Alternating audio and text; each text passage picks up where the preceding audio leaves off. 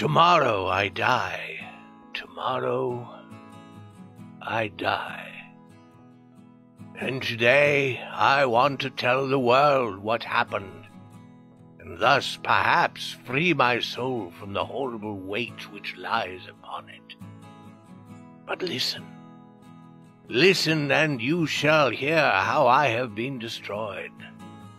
When I was a child, I had a natural goodness of soul which led me to love animals, all kinds of animals, but especially those animals we call pets, animals which have learned to live with men and share their homes with them.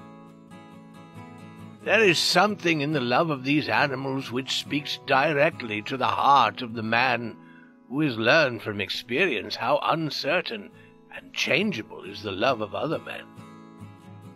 I was quite young when I married. You will understand the joy I felt to find that my wife shared with me my love for animals. Quickly she got for us several pets of the most likable kind. We had birds, some goldfish, a fine dog, and a cat. The cat was a beautiful animal, of unusually large size and entirely black. I named the cat Pluto, and it was the pet I liked best. I alone fed it, and it followed me all around the house. It was even with difficulty that I stopped it from following me through the streets. Our friendship lasted in this manner for several years, during which, however, my own character became greatly changed. I began to drink too much wine and other strong drinks.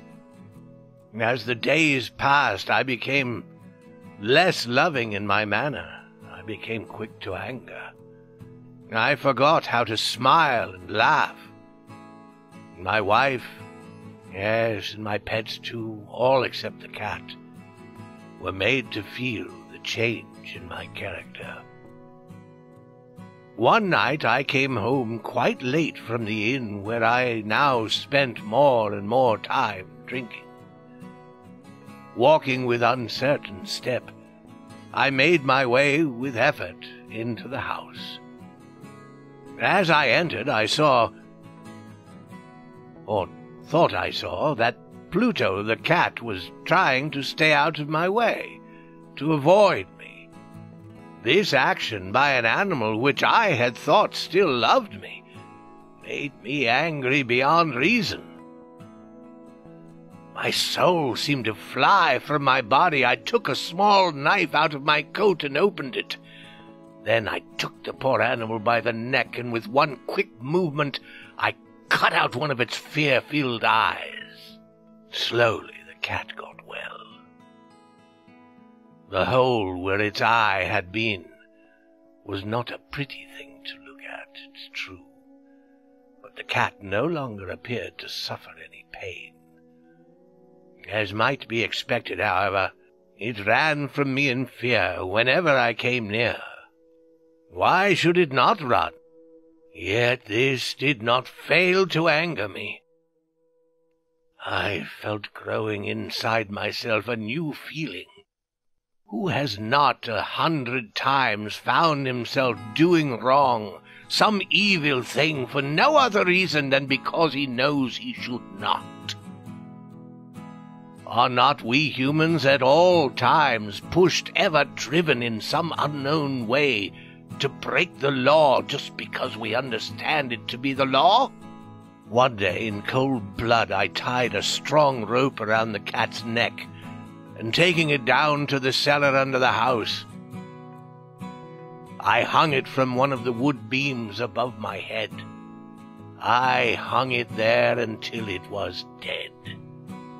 I hung it there with tears in my eyes.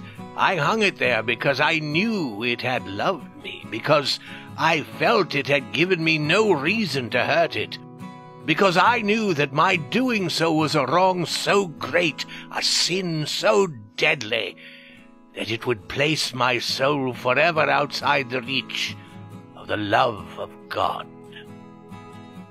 That same night, as I lay sleeping, I heard through my open window the cries of our neighbors. I jumped from my bed and found that the entire house was filled with fire. It was only with great difficulty that my wife and I escaped. And when we were out of the house, all we could do was stand and watch it burn to the ground. I thought of the cat as I watched it burn, the cat whose dead body I had left hanging in the cellar. It seemed almost that the cat had, in some mysterious way, caused the house to burn, so that it could make me pay for my evil act, so that it could take revenge upon me. Months went by, and I could not drive the thought of the cat out of my mind. One night I sat in the inn drinking as usual. In the corner I saw a dark object that I had not seen before. I went over to see what it could be. It was a cat almost exactly like Pluto. I touched it with my hand and petted it, passing my hand softly along its back. The cat rose and pushed its back against my hand. Suddenly, I realized that I wanted the cat. I offered to buy it from the innkeeper, but he claimed he had never seen the animal before. As I left the inn, it followed me, and I allowed it to do so. It soon became a pet of both my wife and myself. The morning after I brought it home, however, I discovered that this cat, like Pluto, had only one eye. How was it possible that I had not noticed this the night before? This fact only made my wife love the cat even more. But I myself found a feeling of dislike growing in me. My growing dislike of the animal only seemed to increase its love for me. It followed me everywhere, always. When I sat, it lay down under my chair. When I stood up, it got between my feet and nearly made me fall. Wherever I went, it was always there. At night I dreamed of it, and I began to hate that cat. One day my wife called to me from the cellar of the old building where we were now forced to live. As I went down the stairs, the cat, following me as always, ran under my feet and nearly threw me down. In sudden anger, I took a knife and struck wildly at the cat. Quickly my wife put out her hand and stopped my arm. This only increased my anger, and without thinking, I turned and put the knife's point deep into her heart, and she fell to the floor and died without a sound. I spent a few moments looking for the cat, but it was gone. And I had other things to do, for I knew I must do something with the body, and quickly. Suddenly I noted a place in the wall of the cellar, where stones had been added to the wall to cover an old fireplace which was no longer wanted. The walls were not very strongly built, and I found I could easily take down those stones.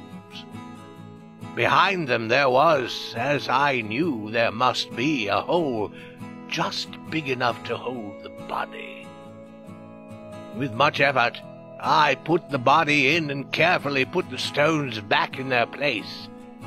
I was pleased to see that it was quite impossible for anyone to know that a single stone had been moved. Days passed. Still there was no cat. A few people came and asked about my wife, but I answered them easily. And then one day several officers of the police came. Certain that they would find nothing, I asked them in and went with them as they searched. Finally, they searched the cellar from end to end. I watched them quietly, and as I expected, they noticed nothing. But as they started up the stairs again, I felt myself driven by some unknown inner force to let them know, to make them know, that I had won the battle. "The walls of this building," I said, "are very strongly built. It is a fine old house." And as I spoke, I struck with my stick the very place in the wall behind which was the body of my wife. Immediately, I felt a cold feeling up and down my back as we heard coming out of the wall itself a horrible cry. For one short moment, the officers stood looking at each other. Then quickly they began to pick at the stones, and in a short time they saw before them the body of my wife, black with dried blood and smelling of decay. On the body's head, its one eye filled with fire, its wide open mouth the color of blood, sat the cat, crying out its revenge.